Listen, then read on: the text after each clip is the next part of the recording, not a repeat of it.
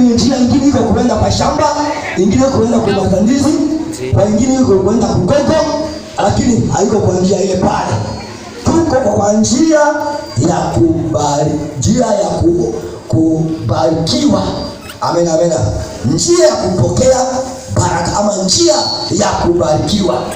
Ndio hapa tunasoma Wakorintho ya kwanza sura 10 sura 9:13 tunasema, nyie hamjui ya kwamba wale wanaofanya kazi za hekalu wanakula sehemu ya vitu vya hekalu, na wale wanaotumikia kwa madhabahu wanashirikiana na vitu vya madhabahu. Amena. Nyie hamjui ya kwamba wale wanaofanya kazi ya Mungu hapa kwa madhabahu